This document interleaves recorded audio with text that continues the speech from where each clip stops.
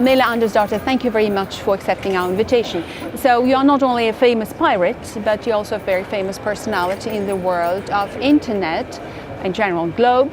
So what do you think, is it realistic to change laws in such a way that they will really protect us? Because there is a feeling that technologies develop much faster than the legislation, and they're always ahead, and we're always lagging behind with the laws, so we always stay fragile.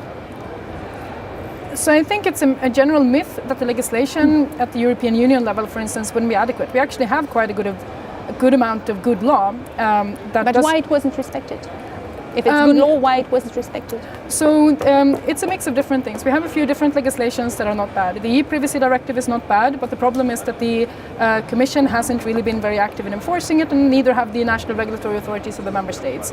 The data protection regulation, which was proposed by the Commission in January of 2012, in its previous iteration lacked sanctions against companies that do things wrong. And so if you tell somebody that don't do this, but we won't punish you if you do, but then if additionally you don't do this other thing, which is mass surveillance and violation of human rights, we will put our entire violence monopoly down your ass. Companies have a pretty easy choice, right? So the trick is here, make it more expensive to do wrong things to human rights of citizens than to do the right thing. It needs to be cheap and simple to do right, and we should make the laws as such. But this has been proposed in the data protection regulation, right, already. So the problem we have there now is that the member states are blocking the continuation of the political process. But how we can change the situation with the same people? Because you said that they're member states, they're countries, they're governments, they're agencies, but they are the same people. How overnight they can change the mentality? Yeah, so the problem you have in member states, I guess, is that the national security agencies normally will be second in command from the government, so they have very easy access to the highest level of government in terms of making themselves useful. Also, politicians will normally find themselves responsible and good at exercising power, so if you are sitting directly on top of a national security agency, you're always going to assume that you have adequate control over that security agency, because that is your job to have that. And so but you can change that by political discourse. Surely politicians also in member states are not so dumb that they don't realize that they are suffering from a deficit of information with respect to the security agencies, and that these security agencies, unless they are reined in, can actually damage the trust for society quite a bit. So, political will. Does this parliament have a political will and powers to change the situation? This is a European Parliament going into election campaigns next year. I believe that the parliamentarians can be instilled with almost any political will that is required for them to be elected, because that is the rules of the game. So what do you expect from Claude Moraes, who is responsible for the report? What should be the outcome? Because it's a very limited time, actually. I think it's up to the end of this year that you have to vote for the resolution. Right, so there's a few very simple things that the European Parliament could recommend the European communities to do if we want to continue on the path of peaceful, transparent cooperation that has been the foundation for the European Union anyway for the last 50 years, which is transparency requirements on companies, disclosure requirements, making companies liable for not helping users mitigate risks to their privacy and security when such risks occur. Having such liability introductions imposed on the private sector, both in the hardware and the software field, would do immense amounts of good. Also, we need... But would member states accept it? Because there is subsidiarity principle, so we pronounce here something in this beautiful house, and then countries, they just sabotage it.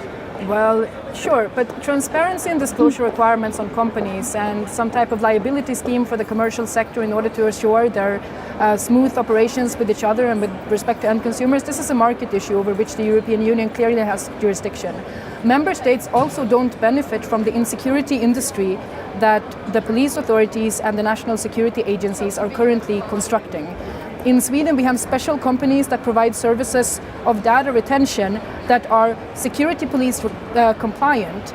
We clearly don't benefit from having that market segment. It's a market segment which spreads distrust and misery with end consumers and for companies. It's additionally stopping more useful industries to develop. The European Union is in a... How put the end to it? How you put end to it? In your country, for example?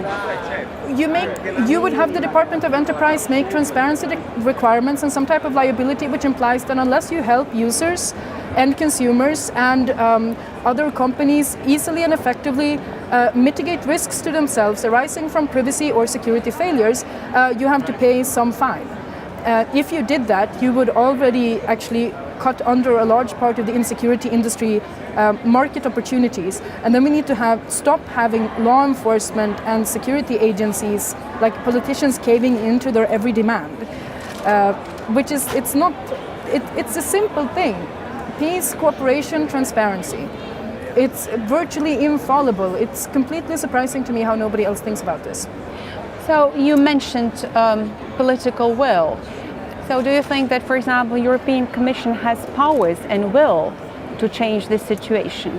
I think the European Commission has powers, but that they don't yet have the will, but I believe it's also because they don't realize that they should be having the will. The European Commission is in the extremely fortunate position that they don't have a national security agency just below them in the rank, and so they actually don't have any institutional lobbies that stop them from making the right decisions. Do you trust them? Do you trust them? Are you confident in them, in European Commission, that they are able to do the job if they haven't done it so far? So the European Commission had the perfect opportunity in the Network and Information Security Directive. They could have done this easily. It is known, we have academic studies, and it's also known from the private sector that this is required. The European Commission chose to heartily disregard that expertise.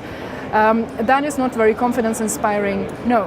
And I do think that the European Commission has faltered in its political leadership, and that they should withdraw the proposals and make them again. The problem is for Europe that we've never suffered worse confidence levels with our populations. Young people in particular don't trust the European project, they don't trust its viability for peace or for transparency or responsible governance. And the European Commission could have done a better job then of actually convincing young voters that there's a point to this. Would people vote, young people vote for Europe after this scandal? After the surveillance scandal? Would they vote for our European Union that actually couldn't prevent, for example, President Obama listening to Angela Merkel's telephones? Would they vote for this kind of But I don't think endeavor? I don't think that this is...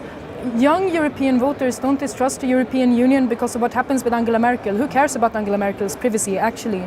The problem for the European Commission and for the member states is that they're not respecting my privacy. They're not respecting my integrity and my security and my peaceful coexistence with other young Europeans my age. But and I would say that Angela Merkel is responsible. She's taking decisions that are influencing millions of people in Europe and worldwide. The only thing we can say about Angela Merkel is that she didn't care a squat about any privacy until it turned out her own phone was bugged. So the problem with privacy situations is that we have a very poor relationship to anyone's privacy but our own personal privacy. So we don't realize the damages to people from losing privacy until it negatively affects ourselves. That is why, as a society, we have to decide that we respect everyone's privacy, because nobody is able to understand or relate to other people's privacy. And so either everyone has it or nobody has it. And I think Angela Merkel is the perfect example of this. She completely confirmed that view in such a beautiful way and is unable to draw any particular conclusions from it, which is also quite spectacular. So, but you think there is a positive outcome, nevertheless, from this situation, because when it became so big that it hit the top people in the world, now they have to do something to care about our privacy. Oh, no. If I understand Germany correctly, they are part of the people that are blocking the data protection regulation in the European Council of Ministers. That is very stupid of them to do that. It's not the way that they can build a trust framework for the future. And it's a bit disappointing to me that Angela Merkel, a politician that I used to respect greatly, mostly for her sense of dress, is acting in that way.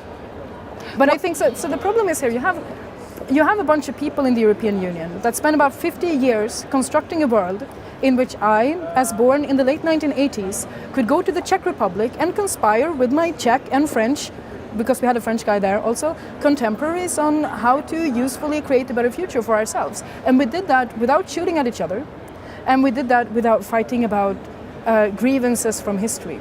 And so I think that's a quite grand thing. And the problem is now, are the people born in the 40s, 50s and 60s motivated enough that they can allow us to keep this peaceful and transparent cooperation between young people in the European Union. So you mean the generation of the Cold War. So, but to round this very complicated debate, what would be your message if somebody would ask you, Amelia Andersdotter, what would you like to say to the citizens and to your colleague politicians?